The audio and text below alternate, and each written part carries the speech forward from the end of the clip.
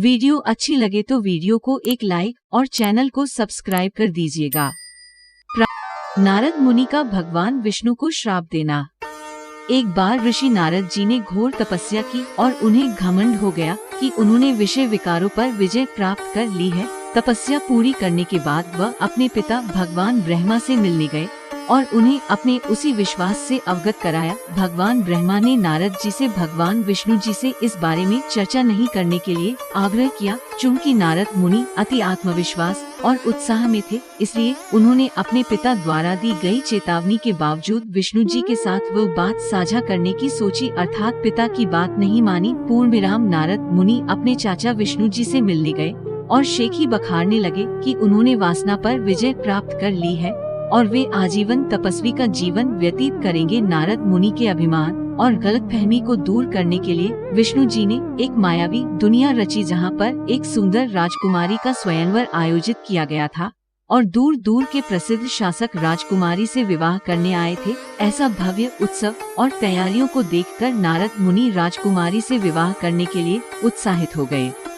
भगवान विष्णु का रूप मनमोहक है। नारद जी ने विष्णु जी को याद किया और उनसे उनका हरि रूप उन्हें प्रदान करने के लिए इच्छा जाहिर की। संस्कृत में हरि का अर्थ बंदर होता है। भगवान विष्णु ने चतुराई से तथास्तु कहकर सहमति दी और नारद जी का चेहरा वानर की तरह परिवर्तित हो गया, जिससे नारद जी अनजान थे। स्वयंवर का समय आ गया और राजकुमारी ने शाही दरबार में प्रवेश किया। नारद जी कतार में खड़े थे और राजकुमारी की प्रतीक्षा कर रहे थे कि वह उन्हें माला पहनाए।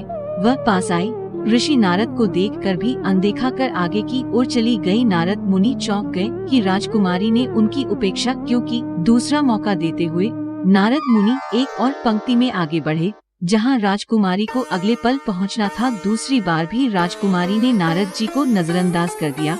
तब उनके पास खड़े किसी व्यक्ति ने नारद जी के बंदर रूप का मजाक उड़ाया, जिससे नारद मुनि नाराज हो गए। पूर्ण विराम।